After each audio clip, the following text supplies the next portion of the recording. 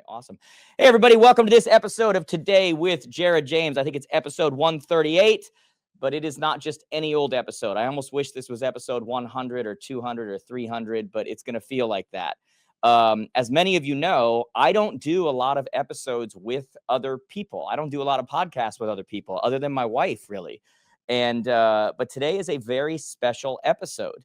And I am more than thrilled. I feel like I don't have the words to really say like what I am, but I'm genuinely thrilled today to kind of share the stage and share this episode with Miss Glennda Baker out of Atlanta area. Glennda, you want to say hi to everybody?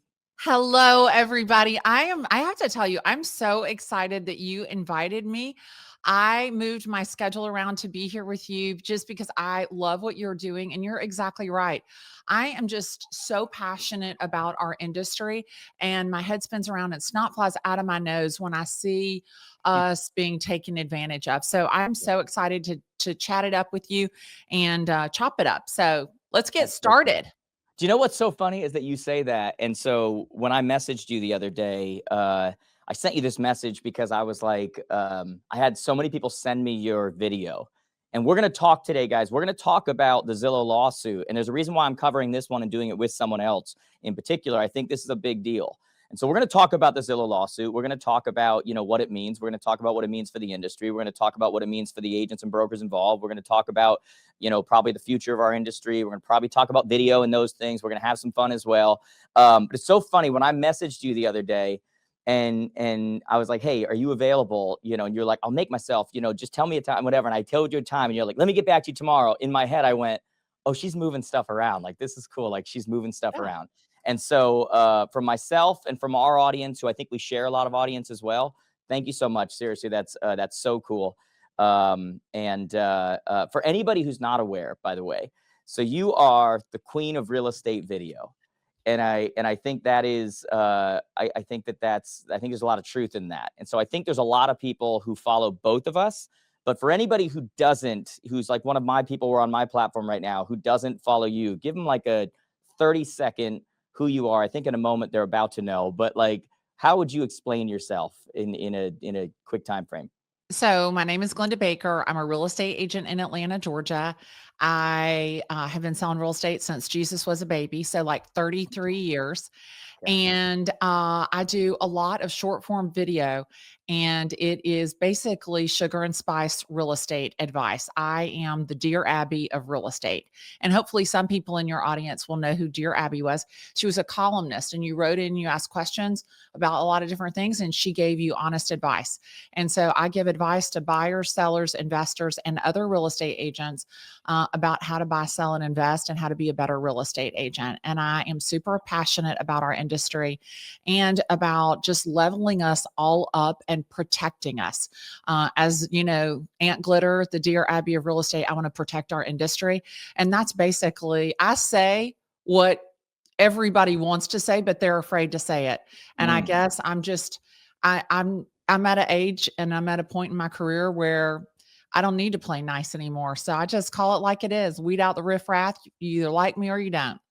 I love it. I already like you. Like when people were sending me your video, you were like, do you like it? Like you would love her. Like you guys, like we follow both of you. You guys are our favorites. And then I started actually watching some videos, and my wife started watching some of your videos, and I'm like, oh yeah, I love this lady. Like this is perfect. It's like the truth of the matter is, and you probably feel the same way. I'm not always right. I'm not always, whatever it is. Like I look back and I say to I look back and realize how many times I've been wrong. Yeah. But I do my research. I believe what I'm saying. And I think that you're kind of the same type of a thing. It's like you've been around long enough, you see things, and you got a good bull crap meter. And it's like, no. Like that's bull crap. Like that is, and God knows there's been plenty of that the last couple of years. So absolutely. Thank you for being on. And like I said, it's so good to meet you virtually and get to know you a little bit. So, well, thank you so much. Yeah. All right. So we have a lot of things to cover today. And for anybody who has not been paying attention, in the last week, there was, on top of, my God, a million other things that have come out lately. There was a class action lawsuit that was put towards Zillow's way. Okay. And there are a lot of you out there, if I'm being completely honest, there's a lot of you out there that no matter what comes Zillow's way, you're just happy about it because you just hate Zillow. and you know, whatever. And I just want you to know, like, look, I don't know Glennda personally that well yet or not, but like, I'm not like that. Like I'm, you know, I try to call things like they are. And, you know, I see good things that happen. I see bad things that happen. I'm the same way with NAR. I'm the same way with a lot of different things. Similar to you, I'm at a point in my life where I don't really need to ride that train. I'm just kind of calling things like I see them, you know? And when I saw this one come out, and I also think similar to you, because I saw one of your videos, I called this last month. I did a podcast last month, and I said, there's a major lawsuit coming. And the reason that I said that was because of the hundreds of DMs that I had from agents with recordings of phone calls, with messages back and forth, and like with what they were saying. And I'm going, how is this not a RESPA? How is this? And just very similar to, I think, where you were. And so for anybody, before I kind of get into this, and I want you to really, we're going to go in depth into stuff you talked about yesterday on your video. For anybody who's not 100% sure, let me take 1 minute here and just break down what this is before we start getting into our feelings on it and what we think about it and kind of our personal experience and kind of some of the info we have. But here's kind of what's happening.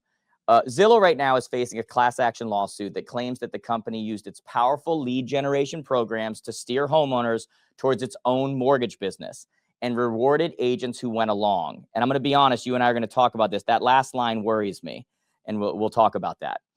The complaint, which was filed on November 7th in federal court in Seattle, alleges that Zillow violated federal and state consumer protection laws by creating a system of kickbacks and incentives for agents linking Zillow home loans referrals to leads.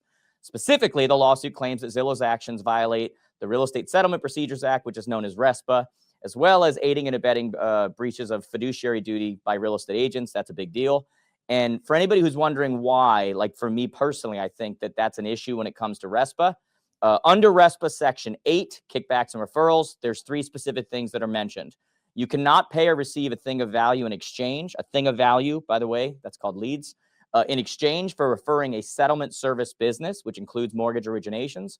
You cannot condition access to leads, business, or anything of value. You keep hearing that word, anything of value, on the use of a particular lender unless fully disclosed and allowed under safe structures. And number 3, if consumers, home buyers, are being steered to a specific lender because the agent has a quota tied to lead flow, that potentially reduces consumer choice and may constitute a thing of value.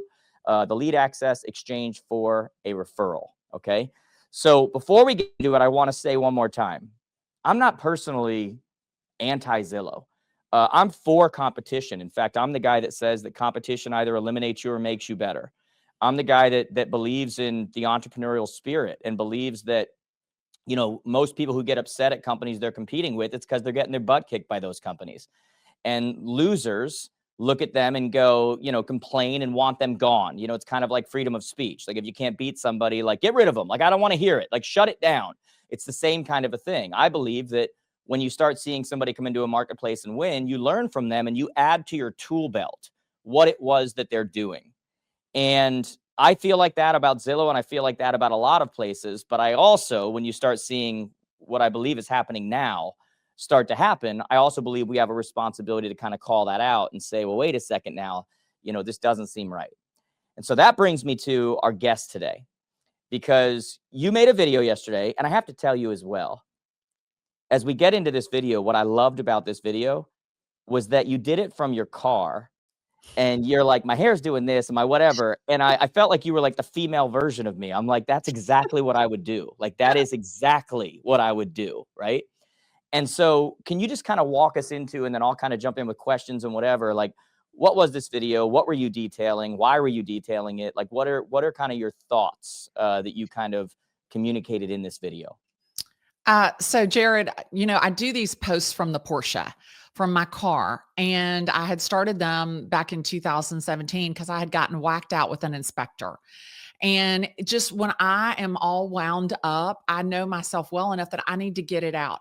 And I didn't have anybody to talk to about that inspector. And I went live and I'm like, oh, I'm going to talk to my friends on Facebook about why I'm all whacked out with this inspector. And it kind of, you know, caught on, and people were like following me. And somebody said, oh, you should call this post from the Porsche. And so when I saw that lawsuit, you know, actually get filed, I had done a video on October the 1st about sit down and buckle up because this is the next thing to come. Yes. And I have to tell you, I was one of the first agents in Atlanta to buy zip codes from Zillow. I was a founding member on the Zillow Agent Advisory Board and got invited to Seattle and sat in the room with their developers and their C-suite, Spencer, the whole head to toe, top to bottom, front to back, the whole thing. And I was there 2 days, and we would go out there, 2 or 3 times a year. So, I mean, I absolutely had a love affair with Zillow. And the last time that I was invited out, they were talking about Zestimate forecasting. And all 20 agents in the room all agreed this was a terrible idea and said, you should not do this because it'll make buyers wait because they're going to think that they're paying too much. It'll make sellers get less for their house. And 3 weeks later, they released the Zestimate forecasting. And that was when I realized, oh, wait a minute. They're not looking for our feedback on how to develop their product. They're actually taking our intellect and implementing it in their product. And so that was kind of how my relationship with Zillow started. But when I saw this, just to be clear though, I just want to say though, like, because I think this is really important.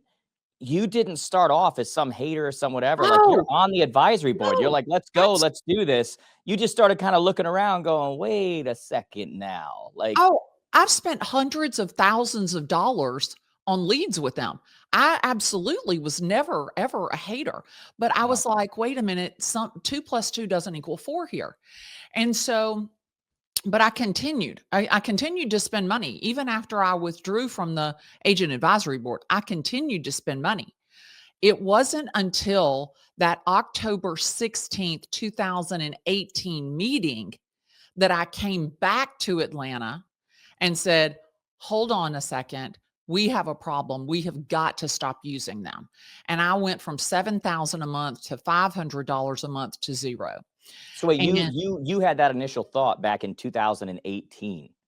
Oh, in 2018 was when I stopped because I was literally sitting in Boston at an event with 200 of the top real estate agents in this country.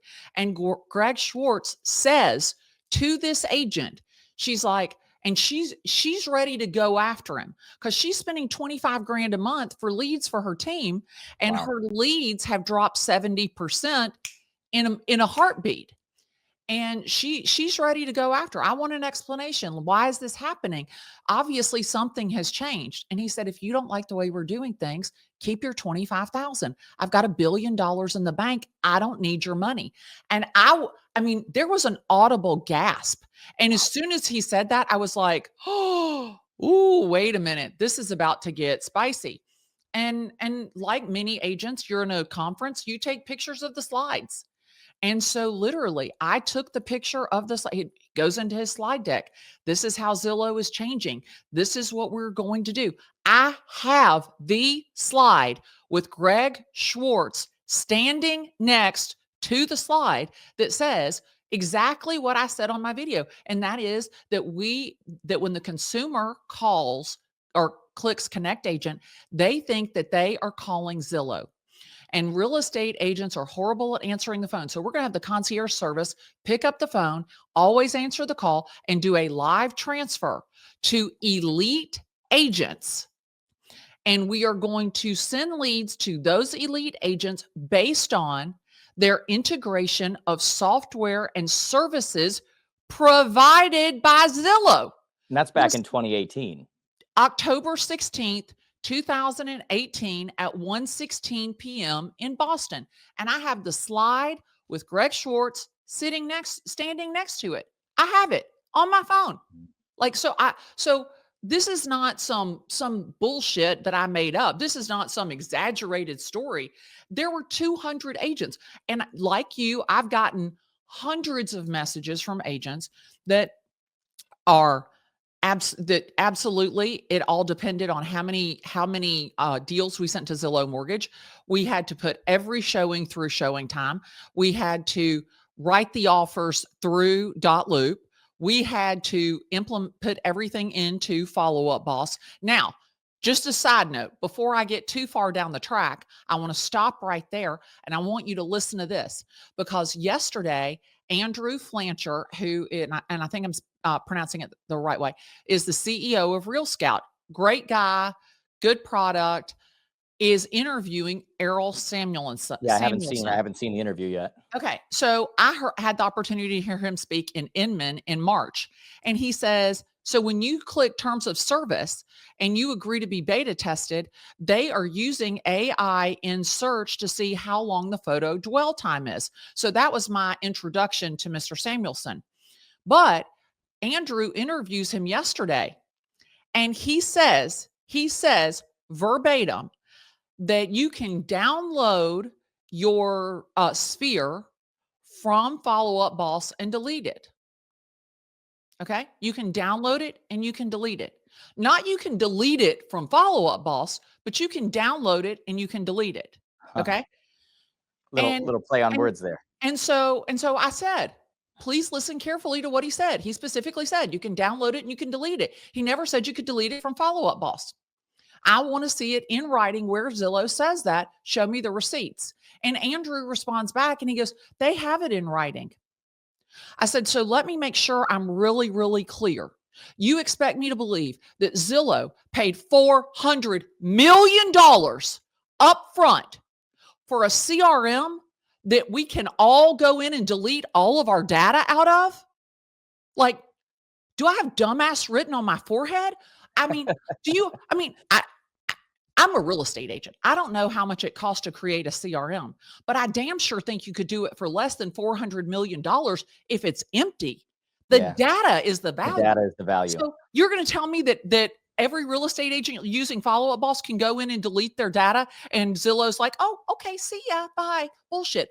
Then if you listen to that interview, he specifically says in that interview, the reason that we need access to your Follow Up Boss is so we can match Bobby and Susie with Glennda, who have signed up on Zillow. Hello? Like, of course they're going to keep that data.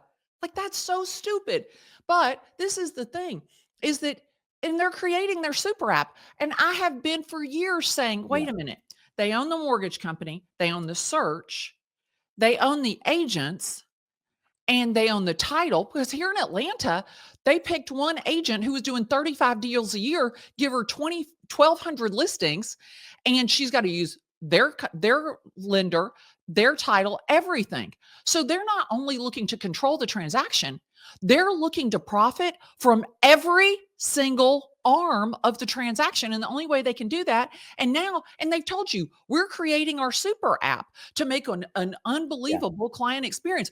They're not making an unbelievable client experience because the guys who work over there at that damn Zillow Home Loans don't know shit from Shinola. And that's the thing, is like, and that's what many people have said. You had to use the lender who didn't know what they were doing. And this was not the best thing for the consumer. And so they're telling the public, we're going to create a super app. We're going to control everything. And you think that either that's not a monopoly or a violation of RESPA? Yeah. Like, I don't know how they've been able to do it in the open in front of us and then take all of our data, all of our intellectual property, then turn around and sell that shit straight back to us. And not only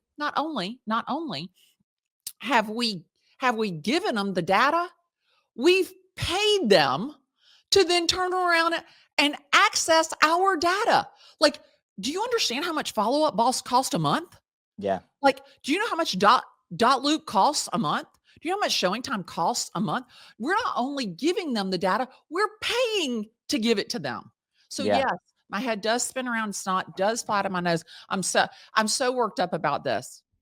All right, guys, we take this break in action right here from this episode to tell you about a company that I think every one of you individually, team, brokerage-wide, whatever, needs to be using, which is StackWrap. StackWrap.com. Guys, if you're watching this right now, you know that you have a whole lot of bookmarks, on your computer. And we have all sorts of tech tools and all of these kinds of things, which is awesome. But if you're not using them, if you're not implementing, if it's just confusing you, what is the point? And so StackWrap is that place where you consolidate everything into one place, single sign-on. You see everything in one place, whether it's your CRM, whether it's your Jared James Academy, whether it's your email, whether it's your calendar, whether it's your monday.com, whether it's whatever it happens to be, all in one place. And now they have an individual option as well. So if you're an individual, get on over to stackwrap.com. But if you are a brokerage or you are a team, no matter what size you are, this company is absolutely blowing up right now. And their pricing right now is not what it's going to be a year from now.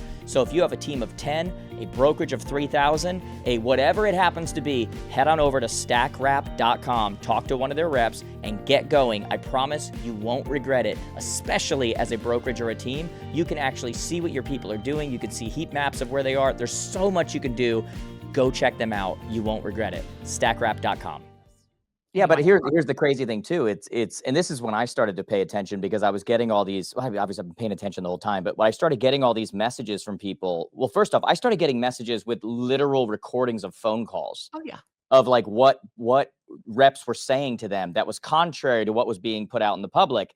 And then you started seeing this red, yellow, green scoring system. And I started getting these charts from people that was showing I'm closing the highest percentage of people here, but I'm the bottom on the list because I'm not sending enough people over to Zillow Home Loans. Right. And like literally when you start to look at RESPA and these things, as far as like something of value in return for, it's like, okay, you're closing, but you're not giving us business over here. So therefore you're not going to get business. And I'm like, that is the clearest thing I've ever seen in my life. Like that's, and then I start getting these copies of messages from reps that are telling them, look, I know that we have to put in there it's 10%, but I'm telling you right now, if you don't send us 50%, you're not getting as many leads. Like that's what's happening. Yeah. And look, Zillow can make the argument and go, we didn't know about that. That's an individual rep. That's a whatever. But it's happening over and over and over again. And I've never had the amount of messages I've gotten over this thing with people sending me proof and going, this is bullcrap. Like this is absolutely what's happening right here. They're forcing us to steer our people over to them. Otherwise they get rid of us. And I've been paying them tens of thousands of dollars every single month. But all of a sudden now, because I won't send somebody over to their brand new rep who doesn't do half the loans that the person I normally use does, you know, and can do it at a better rate and do it at whatever, now I'm going to start losing what I've been paying for. And the thing I kept hearing, and I have literal copies of messages over here that I'm not going to read right now, but they kept calling them bullies. Oh, and they're like, they're literally bullying us to have to use them. And we have no choice, because I have a whole team that is built on the idea that I have been able to feed them because of this program. And now I'm being bullied to do the things that they want me to do. Otherwise, they're going to take that away from me. And that is why when you look at when this lawsuit was filed, one of the very important things it says is that it says, Zillow is facing a class action lawsuit that claims the company used its powerful lead generation programs to steer home buyers towards its mortgage business and rewarded agents who went along. I am worried about that last line. Yeah. Because everybody's focused on Zillow right now, and it's the big bad wolf, and they're like, oh, they're going to get hit for hundreds of millions and whatever. I'm worried about that last line, which is, and rewarded agents who went along, because you start to wonder now, these agents who went along, are they also going to be on the hook? Well, that was the other thing that I said in my video, was the reason that Zillow didn't want to be a brokerage and employ agents. Oh, let's talk about that. That's good. That's good. It's because there's rules and regulations that go along with that. So sit down. Like literally here in Atlanta, in my own market, this agent, she's with some ABC real estate. She goes and opens her own brokerage. She's got brick and mortar. She's got to have salespeople, sales managers, and she's assuming all of the liability because she's the brokerage. She's assuming all the liability because she's the agent. Their name isn't on anything that she sent. She is on the line. She is on the line. And then she fell out of favor with them, and they literally in one flat second took all that business from her. Now she's got payrolled employees. She's got brick and mortar, and her business goes from 1,200 houses a year back down to 30. I mean, and if you read the terms of contract, they have the ability to terminate the contract with you at any time without penalty, but you don't have the ability to terminate the contract with them. But the Glennda, I got a message this morning from somebody who's been with them for 4 years and has spent hundreds and hundreds of thousands of dollars. and they kept on coming after her and saying, you're not sending a high enough. You're not sending a high enough over to us. You're not sending. And then she asked them about it. And then she sent them a message asking them about the lawsuits. And she's like, I'm not sure what to do here. Today, she received an email saying that she was removed. She's done. Literally, that just like, I'm looking at this right now. Like that just happened. And like you said, they can drop you. You can't drop them. No, you got to pay out your contract. And then I have somebody else sends me a DM. No lie. This is what the DM says. It's long, but I'm going to read you this. It says, finally, and I'll never forget, the top support guy said verbatim, do you want to know why we charge a 40% fee? Because we can, and you can't do anything about it. I mean, this is the thing. I mean, and it does not stop. I mean, and please, I hope you are not offended because, I say bad words. You should have known that if you watched any videos. Glennda, I live in the Northeast. I mean, the set of balls on these people is just incredible to me. And the mere fact that they look at you with a straight face while they're doing it. I mean, it is shocking to me. And I'll be honest with you. I mean, I don't know that us as an industry, as a real estate industry, doesn't have a class action lawsuit against them for God, I get that one every other day too. How we have been bullied, how our photos, everything has been taken, and now you don't even have the ability, once you've put it on there, you don't even have the ability to get it back.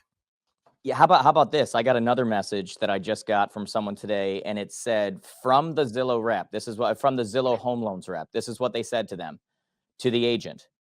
And they again were bullying them, saying, "You're not sending me enough good ones. You're not sending me enough," because they weren't closing them. And they said, "Don't waste my time sending me clients if they aren't ready to write an offer. We are not a consumer lender. We are a corporation. We don't care about the consumer. We want the business. Stop wasting my time."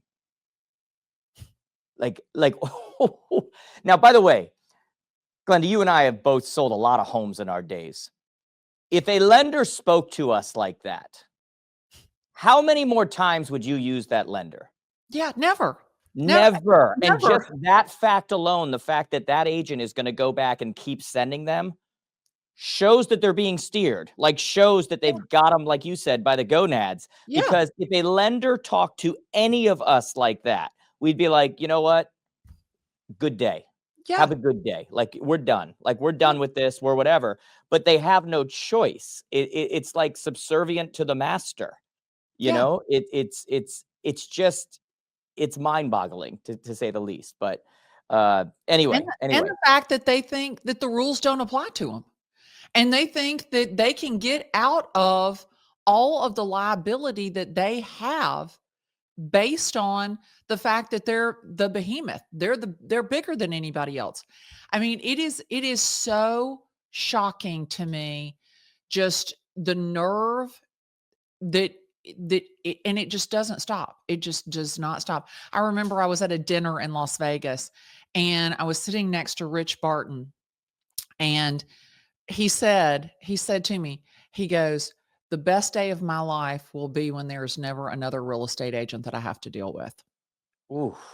And I was like, that's weird. Like, why would he say I'm a real that? estate agent, right? Yeah. I was like, and I'm thinking to myself, man, I've got this fancy meal. Like, this is so good. But I mean, Zillow has bamboozled the customer, the consumer, like they don't. That's the thing, is that they don't understand when they click to terms of service to check their value on Zillow, when they want to look at a home on Zillow, when they check terms of service. I mean, because they settled out of court the recording of consumers, that when consumers didn't know about it, they settled that out of court. And so the consumer is really being bamboozled in so many ways, whether it was the Zestimate, the online value, the online, whether you're talking to the agent you think you're talking to, whether you're, I mean, let's go there for a second, because what you're alluding to right now, and I've said this lately, I've said that I believe that our industry right now is going through what I call the app store-ification of our industry. And what I mean by that is, you know, if you go look on your phone right now, you have an app that does just about everything. But what you don't realize is that there are apps that actually work better and are better than the apps on your phone. You just don't know about them because they're not in the App Store. Right. And therefore, if they're not in the App Store, they don't exist.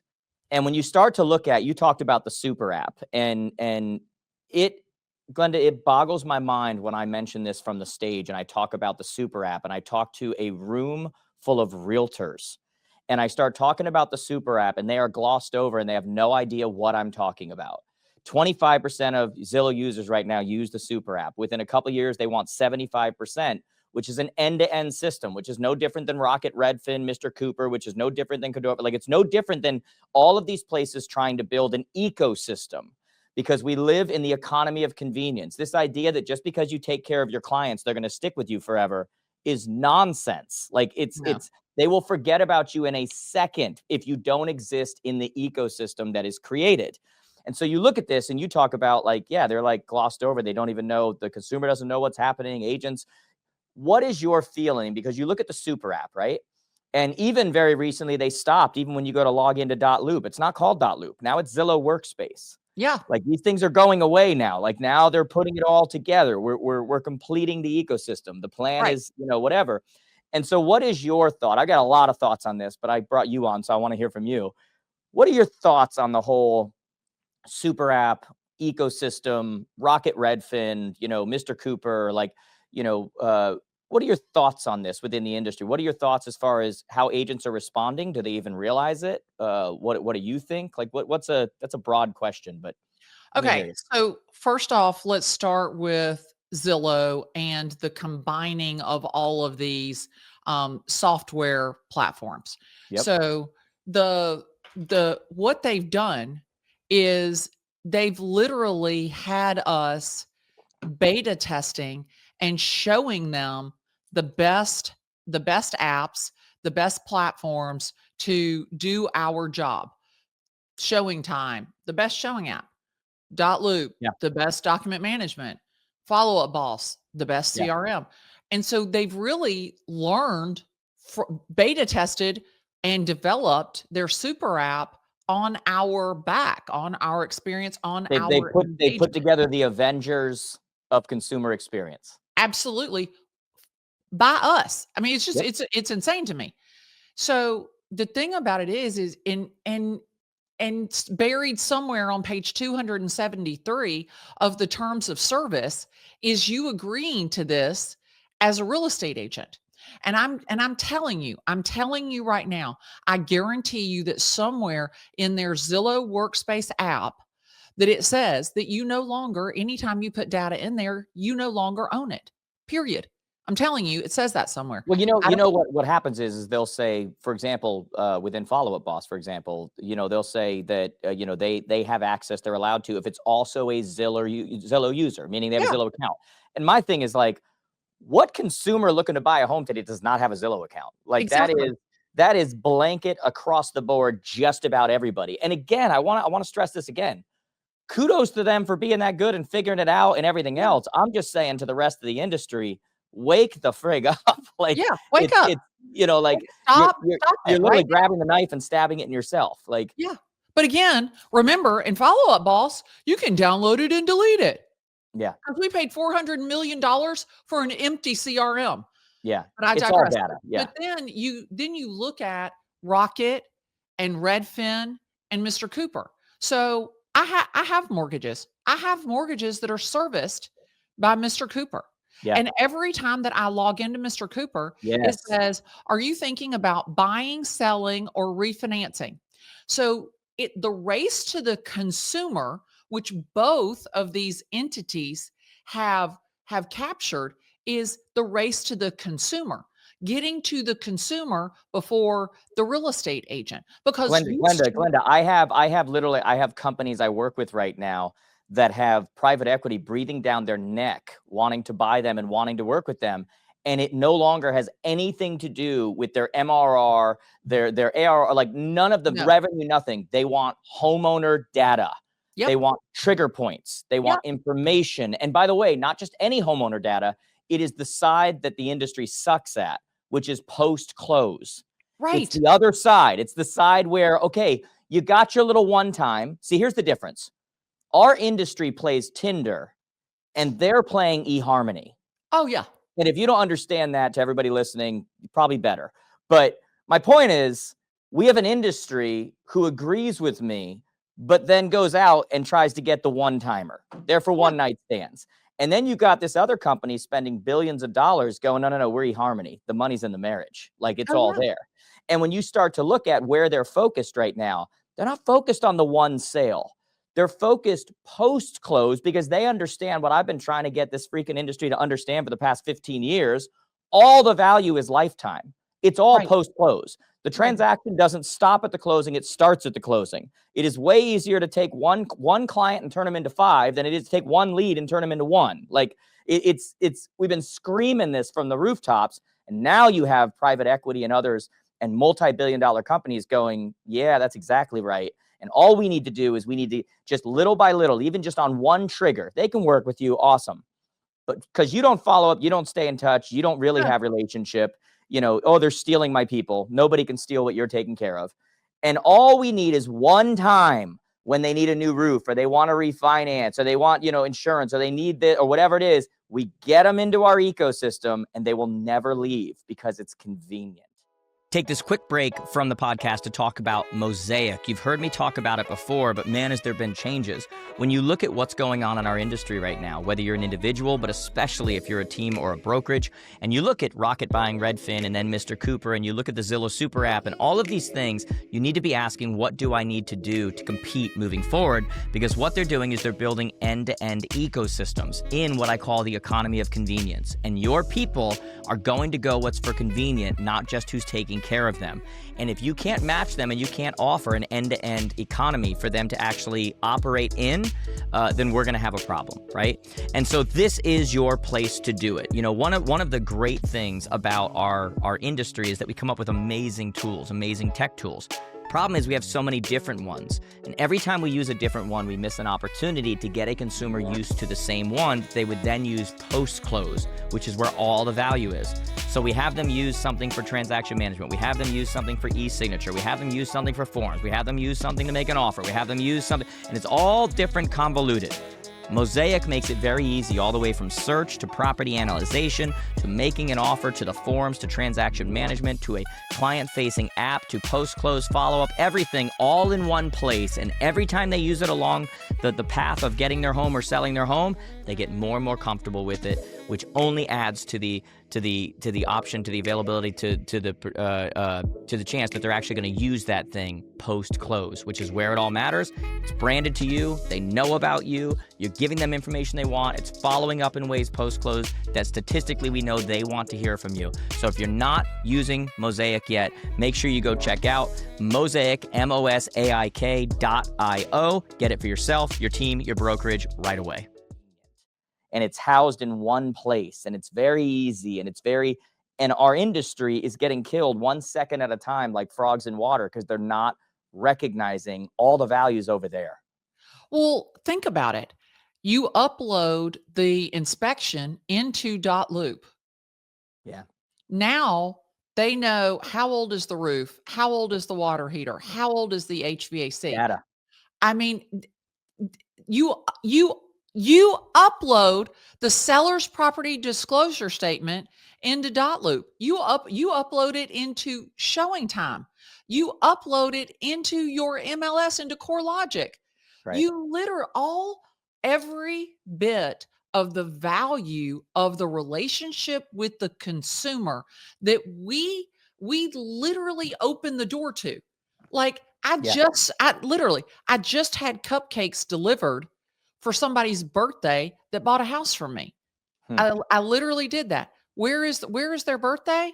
It's in my CRM. All there. It's all in the data. How did I know that was their birthday? So that is the thing. And I was in a meeting in this think tank on Tuesday, and Xfinity, they have the ability to micro advertise to the top 1% whatever they want to advertise to them. They have all that broken down. Why? Because they have that from Equifax. Every single thing. I mean, I literally, Glenda, look at what happened when Rocket Companies buys Redfin, and they immediately release a slide, a picture that says, here's your cost to move and cost of closing prior to this purchase, and now it's half. It went from 40 to yeah, 20.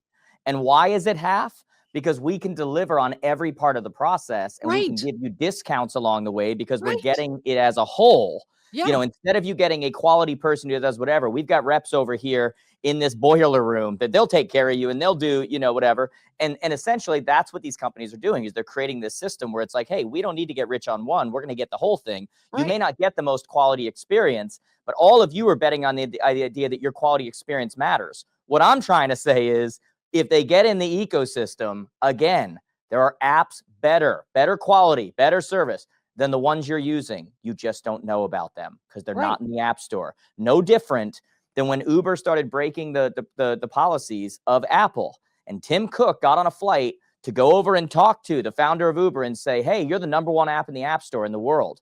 Tomorrow we're taking you off of the app store, which means you won't exist anymore. And it would have literally taken Uber and had them fall off a cliff, gone from the #1 app in the world to not existing anymore. And that's how powerful being visible is, being relevant, being there. And if you allow these companies, if you don't have some kind of a thing to actually counter this, and you allow these companies to build their ecosystems, get your people, take them over, you got, like, I hate saying this, but like, it's over. Like that's going to be the real estate experience, and we Yeah, will have done it to ourselves. yeah, we did. But we not only did we do it to ourselves, we actually paid them to do it to us.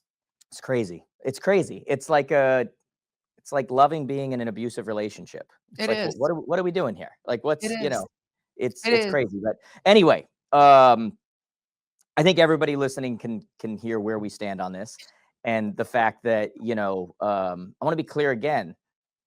Zillow has a right to compete. They have a right to, and they've made good moves from an entrepreneurial perspective.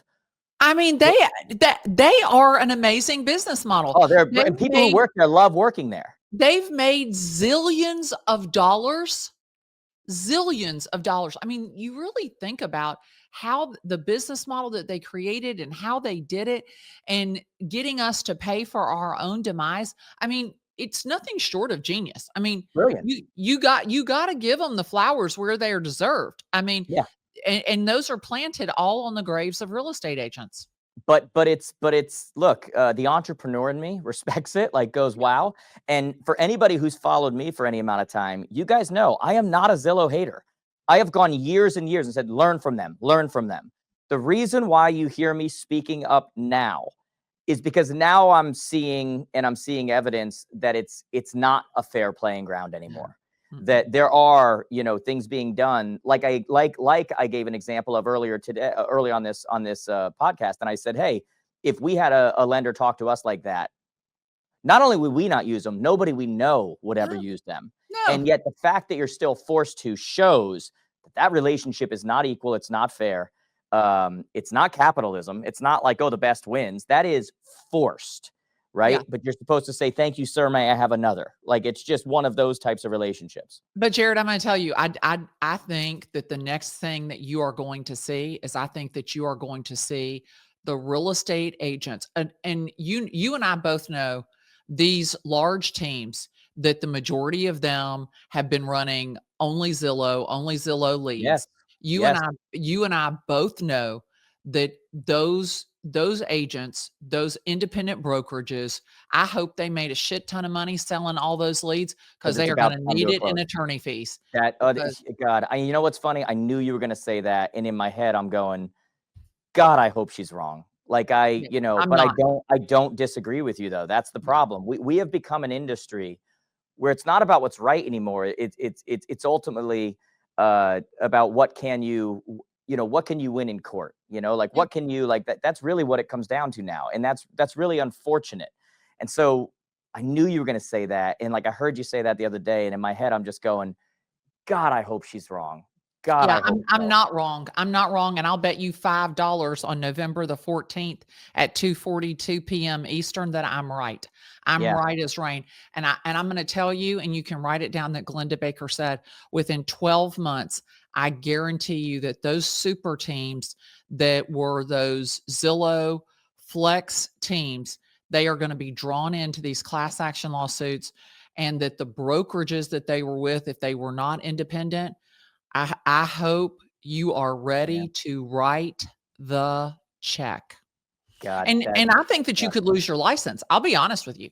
I think you could lose your license on it for the Well, not for steering. nothing. When you look at the RESPA violations, I don't want to scare anybody, but if you go look at what the penalty is for violations of RESPA, I don't even want to say it right now, but you can go look it up. It's not good. Like I read it this morning and I was just like, oh, that's not. Literally, there's like prison time. Well, You and if know, you ran 1,200 transactions through that over the last 5 years, yeah, like, hello, the yeah. only real estate you're gonna see is an 8 by 8 cell. Yeah, and it sucks because, like, when you look at it, like, these are not bad people. Like, they literally, it's like they're, like you said, they're being bullied, and they're having to take care of these people around. They've got to keep feeding them. They've got to keep it going. They've got to keep, and it's really an unfortunate situation, similar to, you know, when you and I were talking about in October. Oh, this lawsuit's coming. Like, this is like the most obvious thing there Yeah. is. Uh, at the same time, I think that, you know, I wish it was going to end here, is what I'm saying.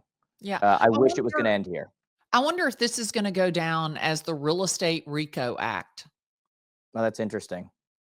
Yeah, Yeah, that's interesting. It's definitely a period in time right now. There's no doubt yeah. about it. It's a period of time, and like I always say, not all change is good, not all change is bad, but all change is opportunity. This is an opportunity for people, though. It's an opportunity Oh, to wake up. It's an opportunity yeah. to do things different. It's an opportunity to give to the consumer the experience they want. It's an opportunity when you do look at your tech stack. There is a certain experience people expect. You know, if you're watching this and you still have a fax number on your business card, you know, you might want to ask yourself what's going on here. It's an opportunity, right? And it's an Um, opportunity for agents to curate the narrative of our industry. yeah, Consumers do not understand that when they click contact agent, that they are not contacting the listing correct, agent. correct. This is your opportunity to engage the consumer back to you, to bring them back, to show your value, to show your worth, to save them from a 3-star real estate experience. Yeah, yeah, without a doubt. And by the way, most of those consumers don't even know that that agent's paying out. Like, they don't even know that that's good. They don't know that relationship exists. They don't know that agent's on a quota to send over a certain number of people to get a loan through. They don't know, and that's the problem. That's Well, ultimately the problem. and that's what I said in that October 1st video was, should these companies be obligated to disclose the financial incentive for that lead being given to that agent? Transparency. And literally, like, when I click on, okay, I agree to the terms of service, how much is Lucy, Sally, the click agent, paying Zillow for my Yeah, information, for my lead? And I honestly do believe that all of that should be disclosed. I yeah. think that the What's wrong with relocation, transparency? yeah, this is the thing, is like, disclose, disclose, disclosed, show everything. Like, my mom used to always say, Pumpkin, if you would be embarrassed if someone found out about it, don't do it. That's what she would say. She'd Yeah, say, if somebody else found out about it, if you would be embarrassed, don't do it. And this yeah. is the thing, is like, if Zillow, if there's no shame in their game, hey, click here. We're paying a 40% referral fee to the agent who gets you. By the way, Well, they say, well, these people, they opted in, they opted in and that's on part of the page lawsuit is that they say, 273. You buried that shit. yeah, but here, I was going to say, that's exactly right. That's part of the lawsuit is they say it's buried at the bottom, auto checked. They don't even know they're doing it, and there's all this stuff. No. But look, at the end of the day, this is very, so it's so interesting. You say that's what your mom told you, because in my head, I was thinking to myself, when you look at those two sides, you know, light is not afraid of darkness, but darkness is afraid of light. You Right. know, like between those two scenarios, one fears the other. And Unfortunately, like I said, we've become an industry, though. It's not about what's right or wrong. It's about what you can litigate. And that's, that's what it's become. But all right, I want to get into rosier things here. Let's go. I have you on here, so we might as well take advantage of the opportunity. Okay. Okay. Queen of real estate video. So I got a lot of questions for you, and I could already tell you and I would get along great. So queen of real estate video, talk to me. And I went, like I said, I was watching some of your videos and stuff, and I think it's awesome. My favorite videos you've done, by the way, are just like hold it up and go. Like I think that is it's so funny because we always talk about, the buzzword of the day is authenticity. You got to be authentic. And we tell people that, and then they go and pick from 19 different filters. And it's like, all right, how authentic are we being here? Like, what are we talking about? Right. And yet the truth is, when you're doing that video and you're holding up in the car and you're like, my hair is this and my this and that. I so relate to that because the videos I don't want to do well, those are the ones that have 4 million views. Like I'm straight out of the gym, hat on backwards, I'm sweating, I'm doing, whatever. And so I want to ask you, for you to get into video like you have, because let's face it, people are scared to death of video, right? They're scared to death of what they look like, what they sound like. What was the tipping point for you? Was it a conscious decision to say, let me just try? Was there an aha that happened? What made you say, I'm sure you didn't say like, one day I'm going to be queen of real estate. I think that you just kind of like, I need to be doing this. What was the tipping point? Well, I had been trying to do video since 2016. So like I had done Glennda Live because Gary V did Gary V Live. Oh, right. And then and they were terrible. They were awful. They were so bad. And I put them on YouTube and they're still there. Oh my God, they're so bad. And then I got worked up with that inspector and went live on Facebook. And then, I got worked up about something else. And I was like, well, I'm just going to talk to my friends. But it actually was authentic then. It was actually authentic. Like it wasn't just the word out there. It was. I didn't have anybody else to talk to it about. And I was all whacked out. I wanted to get it off my chest. And so I started doing these Facebook Lives about what was happening in real estate in the moment. And then I was at a conference, and no lie, I saw where my friend Zachary Faust had posted a video on TikTok about his client who had bought a car in between contract and closing, and he had 43,000 views on that TikTok video. And I looked at my friend Sergio and I said, if that kid could do TikTok, I could do TikTok. And I came back to Atlanta and with intention. But you got to keep in mind, like I'm a real estate agent. And at the time I was a 53-year-old real estate agent in Atlanta, Georgia. And number one, I didn't know TikTok was for kids. Number two, I didn't know you were supposed to sing or dance or DIY or cook or anything like that. I just thought I would make videos. And because I watched this guy, Matthew Hussey, and he gave dating advice. And I really liked, he had his microphone. It looked like that he was like on Fraser Crane, like on the radio. Like I was like, oh, I'm going to be interviewed. And I thought, okay, I could do that. And then I tried doing it, looking at the camera, and they were horrible.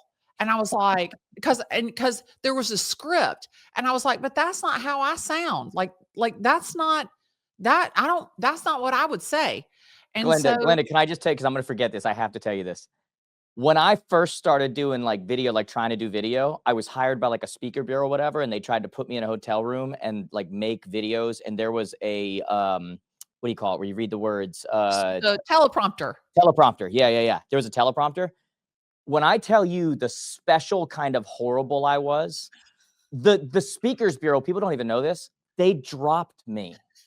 Like this is before, by the way, like I said no to 99% of events, and I was like going all out and doing whatever and doing my thing and, whatever. Like it's before all that. This is when I'm still unsure about myself. And I am so happy that this place picks me up. And I'm like, oh my God, like I'm going to be a star. I'm going to whatever. And I get in this room and it all just comes crashing down. And I realize how freaking terrible I am. And I had like a moment. I'm like, what is wrong with me? Like, what is, I don't, whatever. And it was literally because that format, my brain does not click with that. No. Like it read it and do the, whatever. It does not. And it completely took my personality back in the woods and beat the hell out of it. Yeah. I had no personality. I was just, I was Ben Stein from the Wonder Years. Yeah. Like that's, terrible. Only Ben Stein kept talking consistently. Yeah. Like, I was terrible. Anyway, I relate to that. Like, I get Yeah. it. Well, that was when I was like, okay, well, let me sit over here and I'll just talk to you about real estate. Cause like I can talk to anybody about real estate. Like a I mean, conversation. yeah, my son got sick at school one day and the nurse says to my son, she's like, "Does your mom work?" Cuz she's trying to figure out who to call to come pick him up cuz he's throwing up all over the place. And he goes, "No, she talks on the phone and sells houses to her friends." And so like literally like all I do is talk about real estate. And I love to talk. Like I love to obviously. I'll Like bet I you love still bring that up with your son, by the way. I'll bet every time you cash a check, you go, "I don't even sell houses, son. I That's just, right. yeah, I just talk to my phone because I'm a lonely woman that just talks to my." Isn't that what you tell your friends? Yeah. Do you know Yeah. what? It was so funny. I was so nervous about speaking on stage. The first time I went to go speak on stage, well, every time, but this first time in particular, he's like, "Why would you be nervous?" I'm like, "Lucas, there's going to be like 3,000 people there." He's like, "Yeah." He's like, "Don't like millions of people watch your video? Like, why would you Not be first nervous?" off, not the same. I love it. I love it. Yeah. I got asked to speak at a funeral. And they're like, "Well, it's not a big deal for you." And I'm like, "That is not the same thing." Like that is, and by the way, on that note, I remember the first time I was going on a stage and it did not have 3,000 people, by the way. I think it had like 123. And I thought, I'm like, when I'm done here, I'm pretty much famous. Like this is, whatever. And I'm backstage and I kid you not, I'm ready to wet myself. Like what am I doing? Like, what am I? And I told myself, what would a charismatic, like, got it together speaker act like? I said, go win the Academy Award for 10 minutes and just see how it goes. And I did that. I didn't even pay attention. I just won an Academy Award. And by minute 11, I was doing just fine. But my God, was I nervous. Do you get nervous today? Oh, I definitely get nervous. And after that, those 3,000 people, I go off stage and I mean, I'm a puddle because had been so nervous. And security comes backstage and I'm thinking that they're back there thinking I'm having a panic attack. And the man goes, "Okay." He's like, "We're going to take you to," because I had to be somewhere else after I spoke. I had to be at this luncheon. He goes, "We're going to take you to the luncheon." And I'm like, "Well, I don't need you. I know where I'm going. I don't need you to take me anywhere." And he's like, "Ma'am," he's like, "There's a line of people out this Yeah. door. You're not going to be able to get there." And that was when I was like, "Really?" And what I heard over and over again, I'm not selling $250 million penthouses in New York. I'm Yeah. not selling $50 million houses in Beverly Hills. I, like literally, I have a listing appointment this afternoon at 4 o'clock for a $550,000 house in Johns Creek. Like Yeah. I'm selling regular houses to Bobby and Susie. The Glenda, one, everybody hears my success in real estate and they think I'm in Connecticut. I must be like hanging out with people riding around on horses, hitting balls and whatever. I'm like, no, no, no, that's Fairfield County. My yeah, average price point was 225. yeah, yeah. I Like, mean, no, we had to do it one at a time. well, and I think that agents related to That's right. they believed me. Number 1, they believed me because I was doing it just like they were. I was in the weeds with them. And then consumers believed me because I wasn't posting to be perfect. I was Yes. talking about the good, the bad, and the ugly of real estate. And they And I felt like they were right there having it's the same thing like you're having a convo, like you're talking to me. It's not like people get their thing and all of a sudden they go into like news voice or they go, "Hello everybody, how are you today?" And it's like, who talks like that? Like, yeah. what are you doing? Yeah. No, no, no, no. And this was the thing was like they would come up to me after I would speak or they would see me out or some guy would see me at the World Series and and they felt like they knew me. Like, Yeah. "Glenda," and like I'm on the flight. "Oh my gosh, I love your videos." So it was so interesting Yeah. that the videos created this familiarity with the audience. And so that really, I tell agents, you don't need to be, it's not about vanity and virality. It's about visibility and value. You That's don't need it. to have a million followers. What you need to do is bring value to the audience that you do have and bring visibility to you and your industry and your brand. Yeah. And now more than ever, with all of the mergers and acquisitions in real estate, So it's much. never been more important to have your brand. You are your brand. And to take that to the people. We have an amazing opportunity where you can get directly in front of the people that are going to do business with you for little or no cost. That's it. That's it. Glenda, think of it like this, right? We've always heard about you never get a second chance to make a first impression. And I was telling an audience yesterday, if you're meeting people locally and it's both of your first impressions, you've done screwed up. Like, it should be my first impression of you, but you should already know me. Like Yeah. that's the power you have through this thing right here. Yeah. Is if you can learn. And by the way, there's a lot of people out there who are like, but I don't know what to talk about. I don't know what to do, which is not an excuse in today's world with No. the ability to ask AI what to do, with the ability to just culture hack. Like, Yeah. literally look at what's happening. Look at 50-year loans. Look at assumable loans. Look at portable loans. Look at whatever's happening. Put a little green screen behind you and talk about it in your area. The Yeah. ability to just culture hack and Yeah. be the most visible person in your area at what it would have cost you to get in front of that many people in the past. It's insane. Oh, yeah, and you can do it for literally, you can do it for free because Yeah, your Instagram, your Facebook, your LinkedIn, they aren't costing you a dime, and that's it. you're gonna pay for your phone whether you make a video on it or not, Yeah, and you don't even need a ring light. If you're like me and you sit in your car and do the I don't video, have one. you literally can do it from your car. That's I it. mean, I don't have a ring. I don't even use. I have none of that. yeah. I mean, that's what blows my mind is like Catherine Wooten in North Carolina, Mercedes Minutes, Eveline, tips from the Tesla, Elizabeth, news from the Nissan.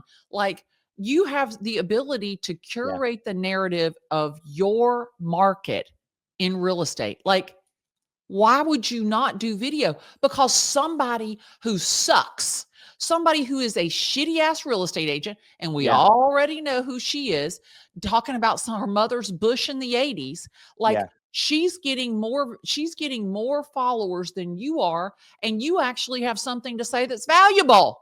yeah. That's exactly right. And every time you choose not to make that video, you're choosing to allow a customer to use someone else. And so you can't tell me that you think you're the best option. Right. To Because if see you really somebody else. believe that, you don't let people go and do that. Like, Yeah. but people have a barrier, right? They think social media, and it's like, it's not social media, it's modern day marketing. And Yeah. the difference in 2026, the biggest change we're going to see. And by the way, this is not good for people like you and me. Okay. 2026 is not about who has the most followers. It's about who's the most findable. Yeah. Like that's it. And so there's a lot of people listening to us right now and they go, that's great, guys. I don't have your following. I don't get your views. I don't get your, whatever. First off, both of us started at zero. Yeah. So I don't want to hear that because I haven't bought one follower. I don't buy one, like nothing. Most of these social gurus you follow, go look at their video views. Their followers are fake. Like, it's not real. Okay.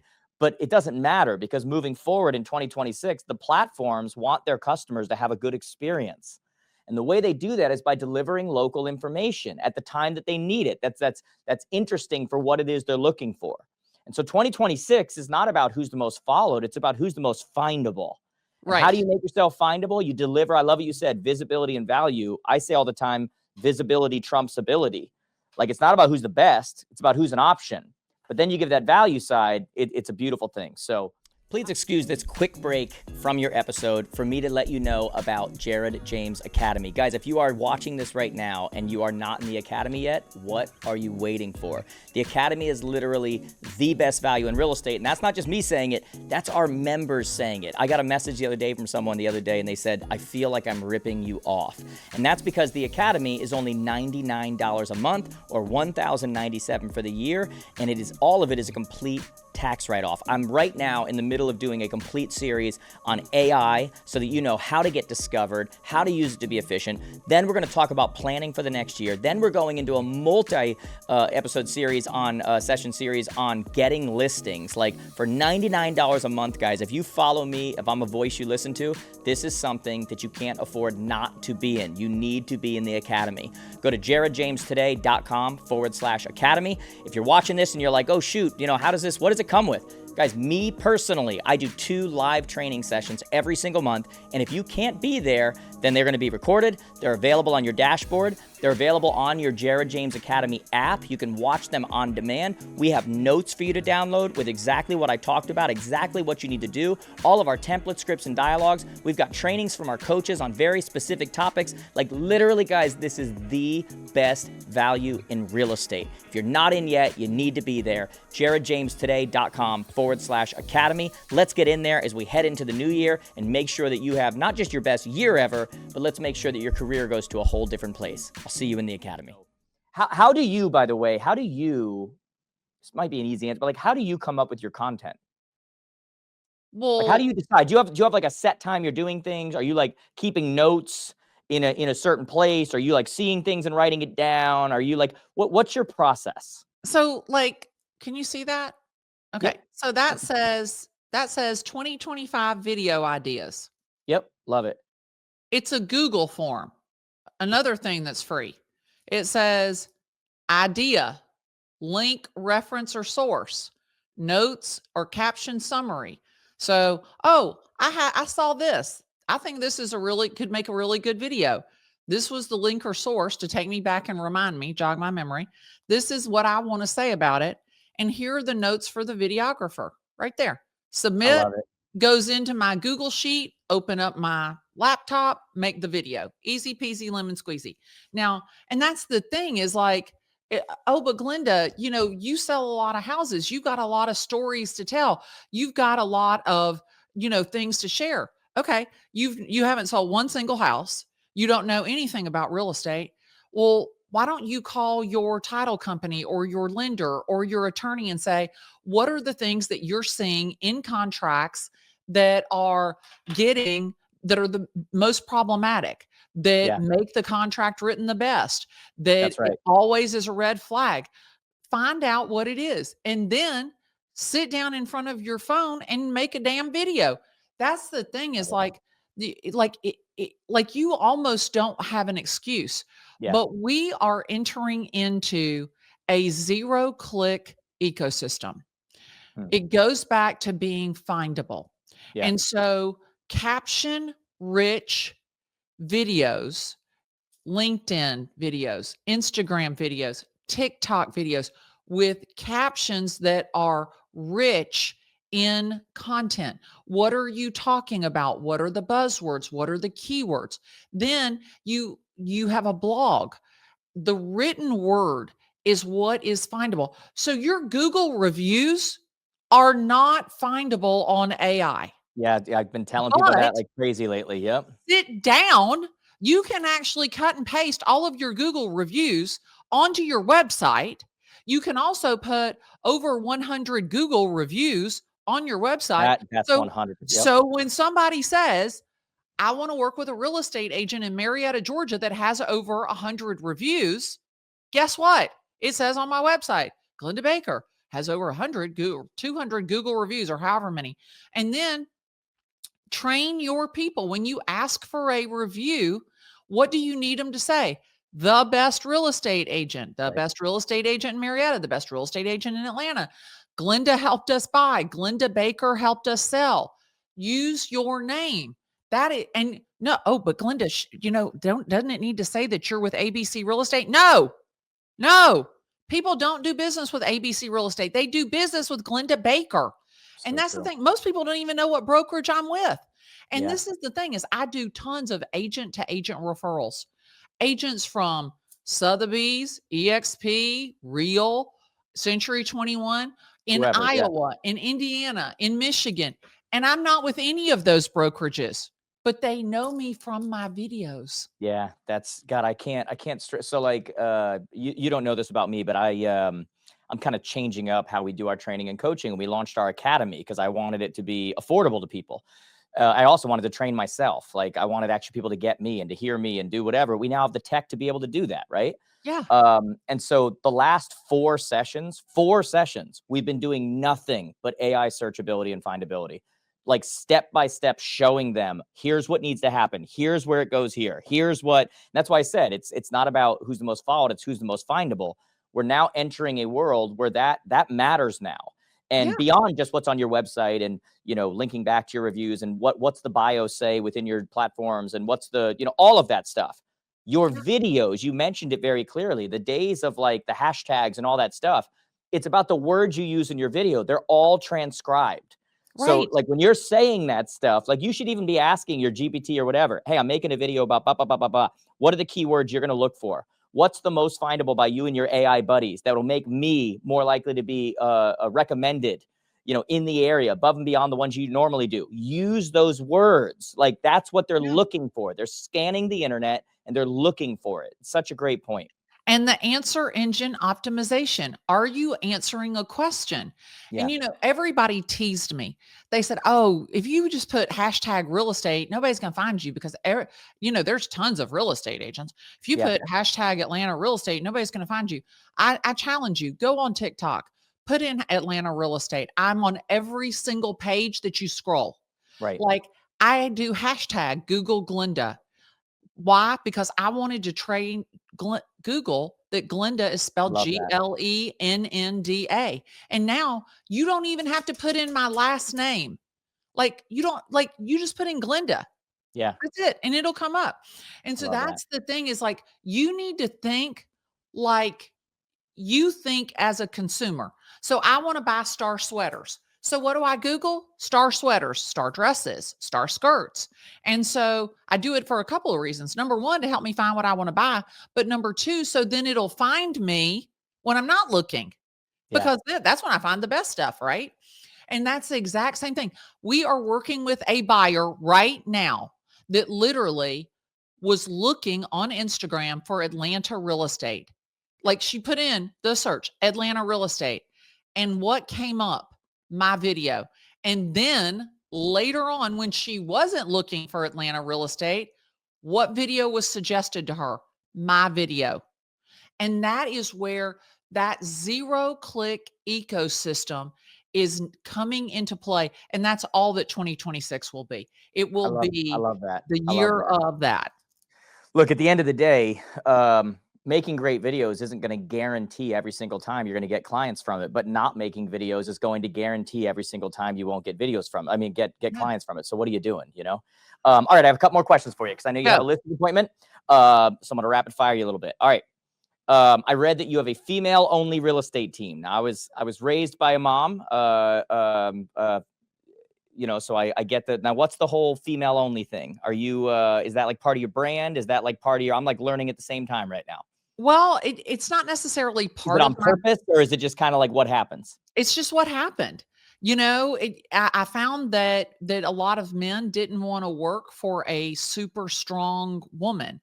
And so it just so happened that women gravitated toward me. Now I've had men in the past, but my core group has been all female for years and years and years. It's just what worked. Elizabeth's been with me for 25 years. That's awesome. That's awesome. Yeah. Well, it's just one of the things that works because I was reading on it and it said, she runs female only, whatever. And I was like, is it on purpose or is it just like, or it's just like a lot of guys are intimidated by that, whatever. It just kind A of little like, bit of both. that's where the chips It's are falling. definitely intentional. Everything for me is intentional. I'm an IC. I'm an expressive analytical. Only 9% of the US population carries that disc profile. Oh, I love that. All right. Now I've also seen that you're like doing some events and that kind of stuff. Are you intentionally like trying to do events or is it just like when it happens or like what's your deal in that realm? Yes, I'm being intentional about it. And yes, Okay. when it happens, I have to have the right vibe for the event. And I just have to, it's a feeling, it's a gut instinct that yes, this is the right event for me. Live events change lives, I agree. period. I agree. I want to get in front of you. I want you to know that what you see online is the real Glennda Baker. That is what you are going to get, whether you are a buyer, a seller, an investor, or a real estate agent. And the live events inspire, impact, and inform people. And that is what my life is built around, what inspires, impacts, and informs people by me being real, relatable, relevant, and reliable. And as long as I do that, I know that that is my North Star. I love that you said that. I remember post COVID, and everybody was saying, you know, oh, there's not going to be live events anymore. Live events are over because you can do everything virtually and you can do, you know, whatever. And like everything in our world, everybody goes so far one way or the other, like, you know, in an effort to be right. And I remember just saying to an event coordinator one time, and I was like, you know, just because you can do something doesn't mean you should, because they were saying how they're not going to do their live events anymore. They're just going to do virtual. And I said to this person, I won't say their name, but I said, would you agree with me there's a difference between going to a concert and watching it on YouTube after? And he was like, you know, that's a really good point. Like, I hadn't really, and I'm like, that's the difference. And what you just said there, live events are powerful. I could not agree with you more. I do want you to just take a second here, because after kind of like getting to know you a little bit here and talking to you, I think audiences would be better off after hearing you. If anybody's listening, because we're going to have a big audience here, we're going to get a lot of views on this. What's a good audience for you? Like, what are some events that should reach out to you that's like a good audience for you, that you would be able to give the most to, and you think they would benefit the most from you being there? Any audience that invites audience participation. Can I keynote? Yes. But that is not my love affair with the live event. Good for you, by the way. My love affair with the live event is sitting down and talking, having a conversation, allowing the audience to actually act. Like, I can stand up there for 30 minutes or an hour and talk at you, and it may not be what you came to hear. That may Yeah. not be what moves you or inspires you, or that may not be what you need. But if we're sitting there and we're chatting and we're having a conversation, and Susie from Sarasota is intimidated or is fearful or doesn't understand something, she can say, "Hey, Glennda, what would you do in this situation?" And I can speak directly to her. Now, Yeah. you know, you didn't send me any questions. We didn't have any No. pre-call, none of this. Like, I speak from my heart. Yeah. I speak what is my truth. And I want people to hear that from me. So the events that I love are the events where, number one, where there is a portion of that event where I can be with the people. I Yeah. want to hug them. I want to give them advice. I want to love on them. And me going in and talking for 30 or 45 minutes or an hour, it's fine. And they pay me a shit ton of money, and, you know, praise the Lord and pass the money. But what really lights my soul on fire is when I get to love on somebody. And so Yeah. that's what I like.